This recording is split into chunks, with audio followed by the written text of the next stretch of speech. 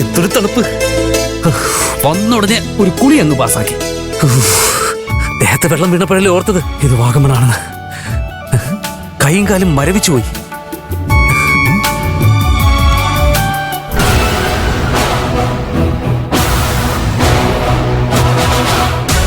കാക്കുത്തി എന്താ?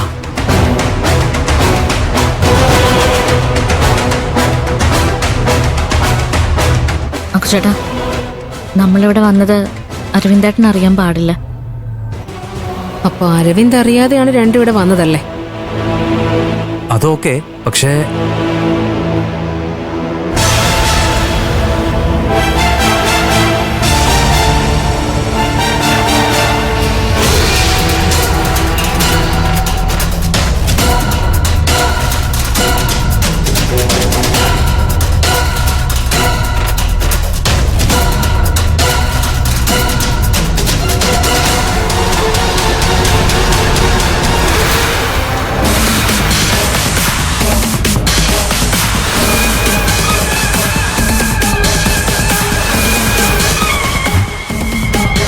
Mrs fraud വലിയ ഓഫീസറാന്നൊക്കെ പറഞ്ഞ് അഹങ്കാരത്തോടെ സംസാരിക്കുന്നുണ്ടായിരുന്നല്ലോ.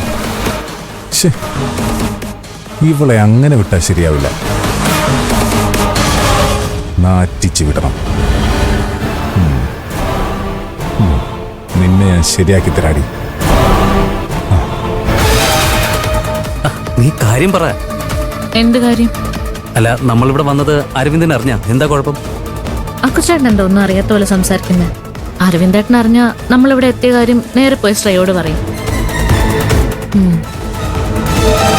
ഹണിമൂൺ എന്ന് പറഞ്ഞ അരവിന്ദേട്ടനെ പറ്റിക്കാനാ ശ്രേയ കൂട്ടിക്കൊണ്ട് വന്നിരിക്കുന്നത്.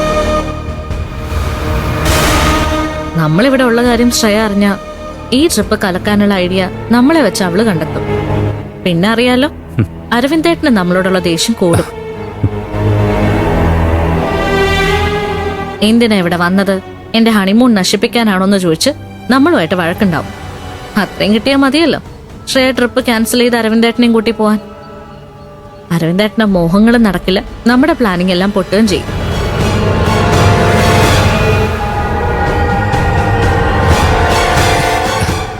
എന്താ ചേട്ടാ ഇങ്ങനെ നോക്കുന്നു? ആദ്യമായിട്ട് കാണുന്ന പോലെ. അല്ല, ഞാൻ പറഞ്ഞാൽ എന്തെങ്കിലും കുഴപ്പമുണ്ടോ? ഇല്ല, ഒരു കുഴപ്പമില്ല. പിന്നെന്തിനാ നോക്കിയേ? അത് നിന്റെ ബുദ്ധിയെക്കുറിച്ച് ആലോചിച്ച് നോക്കി നിന്ന് പോയതാണ്. അല്ല, മുല്ലപ്പൂമ്പൊടി ഏറ്റുകിടക്കും കല്ലിലുമുണ്ടാൻ സൗരഭ്യം എന്ന് കേട്ടിട്ടില്ലേ? അതുപോലെ എന്റെ കൂടെ നടന്ന് നീയും ബ്രില്യൻ്റ് ആയി. കളിയാക്കല്ലേ കുച്ചേട്ടാ? കളിയാക്കിയതല്ല. നമുക്ക് നമ്മുടെ സ്വപ്നങ്ങളും ആഗ്രഹങ്ങളും നടത്തണ്ടേ? എന്താ സ്വപ്നം? ഞാൻ നേരത്തെ പറഞ്ഞില്ലേ, കുട്ടികള് ഒരു 4-5 എണ്ണം. അക്കുച്ചേട്ടാ, കക്കുതി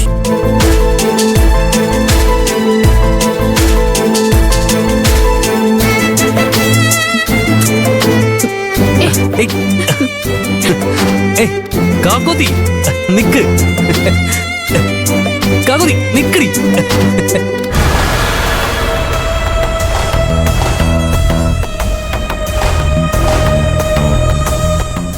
ഞാൻ സംശയിച്ചത് ശരിയാ. വലിയൊരു പ്ലാനിങ്ങുമായിട്ടാ രണ്ടും കൂടെ വന്നിരിക്കുന്നത്. നീയൊക്കെ എന്റെ മുന്നിൽ വന്ന് പെട്ടത് നന്നായി.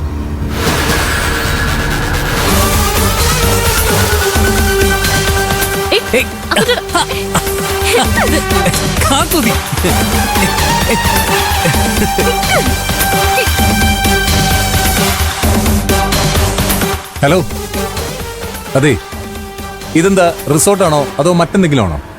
എന്ത് പറ്റി സാർ? ഒരു പ്രീമിയം റിസോർട്ട് ഇങ്ങനെയൊക്കെ നടക്കുമെന്ന് ഞാൻ ഒരിക്കലും എക്സ്പെക്ട് ചെയ്തില്ല. സാർ, എനിക്ക് കംപ്ലൈന്റ്. ബുക്ക് ചെയ്ത് പേയ്മെന്റ് ചെയ്താ ആർക്ക് വേണമെങ്കിലും റൂം കൊടുക്കുവോ? ആരാണ്, എന്താണ് ഗസ്റ്റിന്റെ ബാക്ക്ഗ്രൗണ്ട്, ഇതൊന്നും നോക്കാറില്ല. ഡീറ്റെയിൽസ് നോക്കി ജെന്യുവൻ ആണെന്ന് തോന്നിയാൽ മാത്രമേ റൂം അലോട്ട് ചെയ്യാറുള്ളൂ സാർ. എന്നിട്ടാണോ ഇവിടെ ഇങ്ങനെയൊക്കെ നടക്കുന്നത്? സാർ പ്ലീസ്, എന്താണെന്ന് പറഞ്ഞാൽ അത് പറയാൻ എനിക്ക് ബുദ്ധിമുട്ടുണ്ട്. എന്നാലും പറയാം. ഏതൊരു കപ്പിൾസിന്റെ മുറിയിൽ ഒരു ലേഡി വന്ന് ഒളിഞ്ഞു നോക്കുന്നു. സാർ, ഇവിടെയുള്ള ഗസ്റ്റ് ആരും അങ്ങനെയൊന്നും ചെയ്യില്ല സാർ. ഞാൻ നേരി കണ്ടതല്ലേ. ഏത് റൂമാണെന്ന് പറയൂ സാർ. പറയുന്ന എന്തിനാ? നേരിട്ട് കാണിച്ചു തരാം, വാ.